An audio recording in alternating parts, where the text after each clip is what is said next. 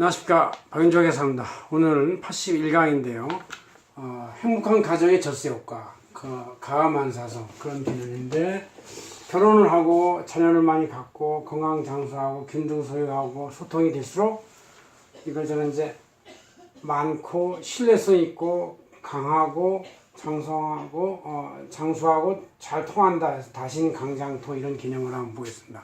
제가 이 강의를 쭉 할 때 첫 시간에 첫 강의 때 결혼을 할수록 출산이 할수록 그 세금이 줄어든다 뭐 이런 개념으로 강의했는데 좀 부족했어요. 좀 그때 처음 강의라서 제가 익숙해 있지도 않고, 그래서 이제 이거를 많이 사람들이 물어봐서 이걸 한번 조금 더 자세히 강의해 주는 것이 공익에 필요가 도움이 되겠다 이렇게 생각해서 했습니다. 이 내용은 저희 안산지경 저널 2015년도에도 제가 한번 실었던 내용이고요. 교재에도 잘 되어 있습니다. 근데 그걸 제가 출판에 썼으니까 한번 그걸 보면서 합시다. 그대로. 자, 우리가 어떤 일을 하더라도 요새 이제 전쟁할 일이 이제 아슬아슬하게 있을 수도 있지만 수신, 제가, 치국, 평천하 뭐 이런 뜻이 있어요.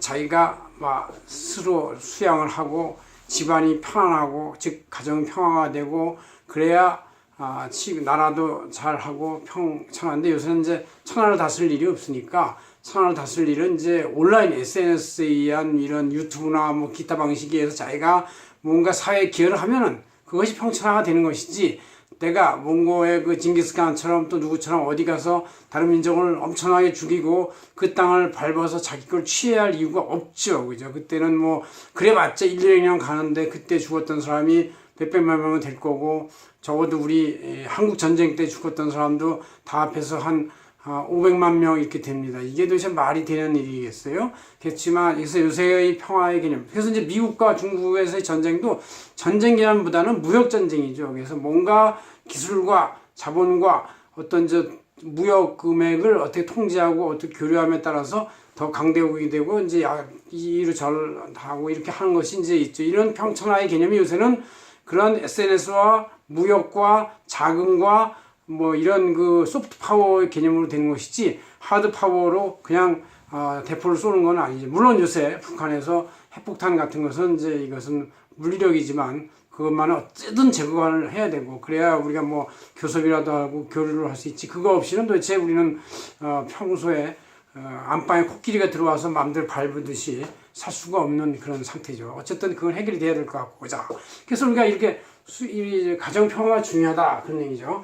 가정평화가 중요한 것은 조세법과 민법에서의 쟁점이 왜 그런 게 있냐면, 조세법에서도 그렇고 민법도 그렇고 부부가 각자의 별산제 개념이에요. 그래서 각자 소유하고 각자 신고를 하니까 미국 같은 경우는 부부 통합 신고를 하는 경우가 있다는데, 미국은, 우리는 부부가 무조건 따로 신고해요. 따로. 그래서 어떤 일반 부부가 번 돈으로 이쪽 부부한테 부동산 사기해서 임대소득이나 양도소득이 있다 하더라도 따로따로 계산하기 때문에 적극적 소득인 근로소득과 사업소득이 많은 부부가 재산을 소유하지 말고, 그렇지 않은 사람이 재산을 소유하고 하는 것이 이제 나을 수도 있고, 그러나 요새 같은 경우는 거의 맞벌이가 대부분이기 때문에 뭐 그럴 필요가 없어요. 각자 알아서 열심히 축적을 해가지고 서로 간에 보여주기도 하면서 상의하고 머리 맞대면 되는 것이죠. 그 다음에 또 한 가지 개념은 다단계 초과 누진 세율 때문에 그렇다는 얘기죠. 특히 증여세 상호세는 1억까지 15%, 1억부터 5억까지 20%, 5억부터 15억까지 30% 이렇게, 30억까지 40%, 30억 초과는 50% 이렇게 10%부터 50%까지 다단계 초과 누진세가 올라가기 때문에, 사실 여기에서 누진세율이 낮은 거를 몇 번이나 적용받느냐에 따라서 그 세금의 차이가 훨씬 나게 돼 있다는 걸 알 수가 있어요. 그래서 일단 먼저 다 여러 명이 있어야 되겠다. 그거는 이제 다복한 가정.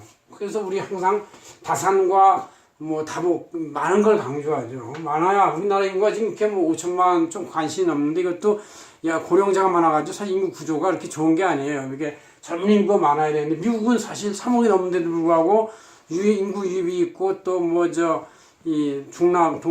남미 사람들이 많이 들어오고 해서, 그래서 이 젊은 인구가 많고, 계속 또 젊고 좋은 품질 있는 실력자들 많이 계속 남고, 우리나라 사람들도 교수들이 해외로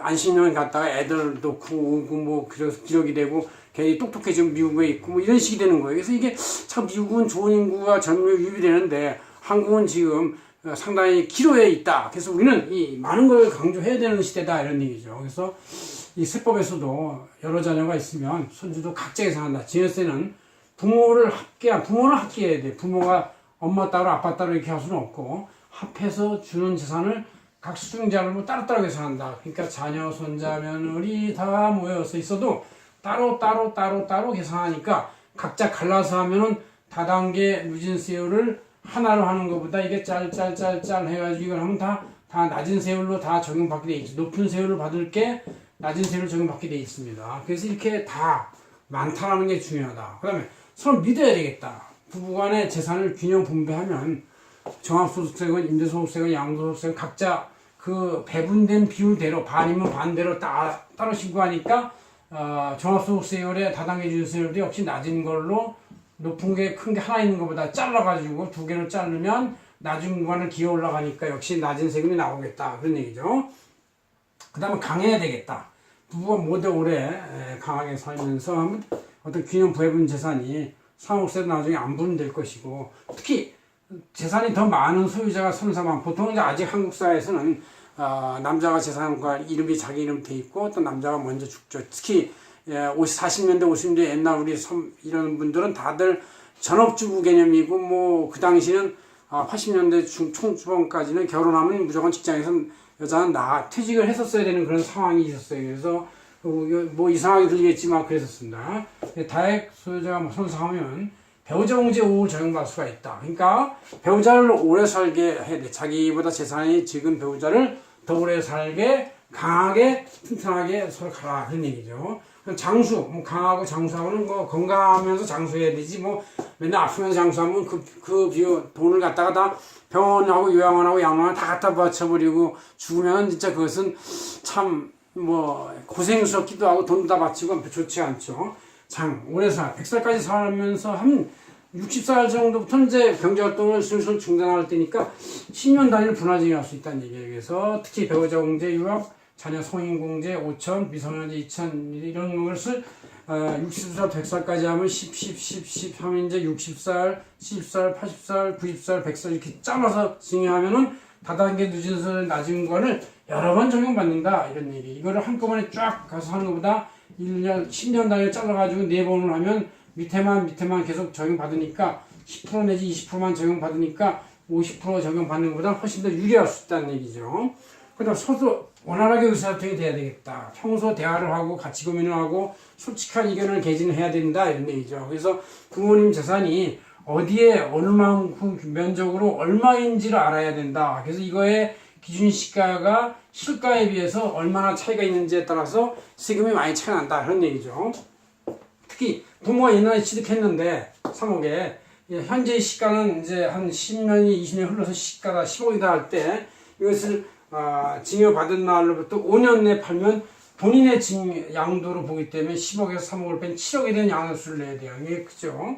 그러나 5년이 지나면 이제 그걸 안 하고 그 다음 자기가 만약에 상속할 때 기준시가가 싸니까 이걸 신고를 하고 하면 이제 나중에 원가가 5억으로 돼요. 그렇지만 자기가 감정을 받고 그 당시 또 주변을 다 뒤져보니까 한 7억 된다더라. 그래서 7억으로 만약에 평가를 받고 신고를 하고 상속 신고를 하면 이 10억에서 7억을 뺀 3억만 양도세를 내는 겁니다. 그래서 어떤 재산에 대해서 상속세를 낸다 하더라도 그 금액의 높이에 따라서 그 높인 금액으로 원가가 되기 때문에 나중에 차익이 떨어지니까 같은 양도소득세도 잘라서 이 큰 금액보다는 낮은 금액이 훨씬 더 다단계 누진세율에서 낮은 세율을 기어 올라가기 때문에 유리한다. 이런 걸 이제 알 수가 있는 것이죠. 그래서 우리가 이렇게 가족이 평화로운 가만사성 또 행복한 가정일수록 그냥 그런 말이 없어요. 행복하면 세금 감면해준다 이런 뜻은 없어. 어느 세법에도. 단 세법의 구조와 민법과 이런 다단계 누진세율 구조 또 쪼개기의 분할 전략 이런 것 때문에